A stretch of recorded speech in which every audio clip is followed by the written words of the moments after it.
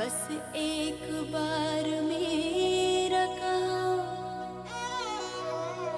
बस एक बार मेरा कहा, बस एक बार मेरा कहा मान लीजिए।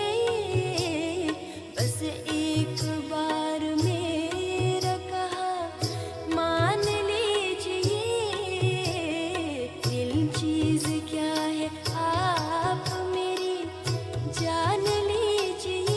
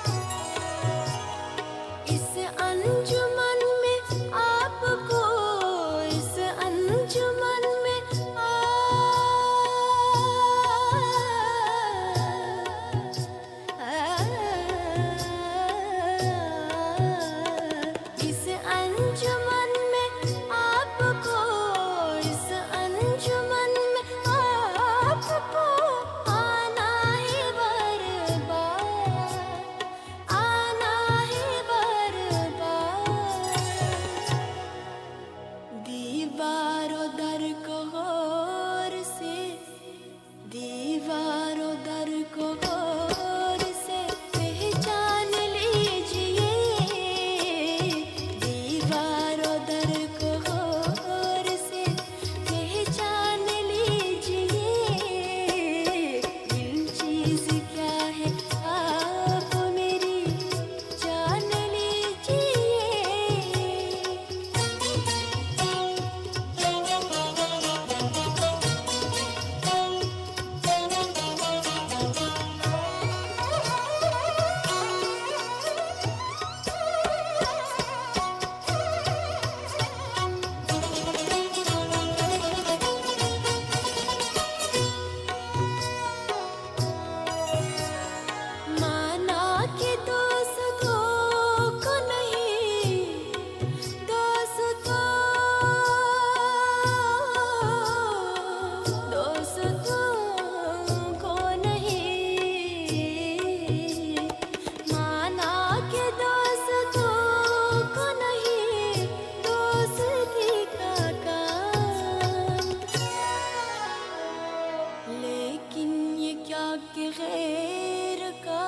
लेकिन ये क्या कि गैर का एहसान लीजिए।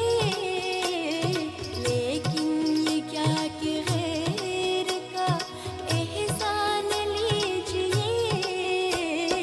दिल चीज क्या है आप मेरी जान लीजिए।